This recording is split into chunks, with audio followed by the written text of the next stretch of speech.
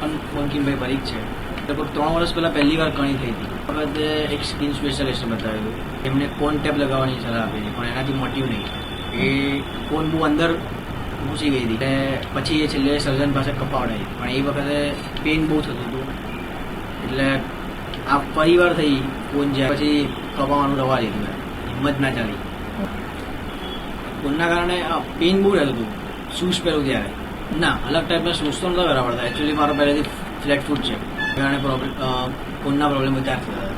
અહીંયા તો હું લગભગ 1.5 વર્ષ પહેલાં પિમ્પલ માટેની દવા કરતો હતો, ત્યારથી હું અહીંયા કાકા પણ આ ડૉક્ટર રજિત જોશીની જ દવા લે છે.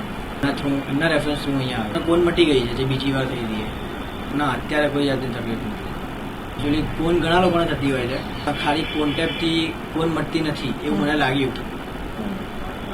એટલે જો દવા કરવામાં આવે તો, અને એની જોડે કોન ટેપ લગાવવાથી થોડો વધારે ફાયદો થશે.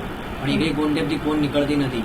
ત્યાંથી ડૉક્ટર રજિત જોશીની દવા લીધી, લગભગ 2 મહિના પહેલાં ચાલુ કરી હતી. લગભગ 41 દિવસ દવા લીધી. એ પછી મને કોનમાં ઘણી રાહત થઈ ગઈ, કોન નીકળી જ ગઈ અને એની જાતે નીકળી ગઈ. એટલે આ વખતે મારે કપાવી ના પડી. એટલે કોન દવાથી મટે છે, અને એવું નથી કે કોન પરમાનન્ટ રહે છે. હવે તમે દવા કરો તો તમને મટી જાય છે, કોન મટી જાય છે.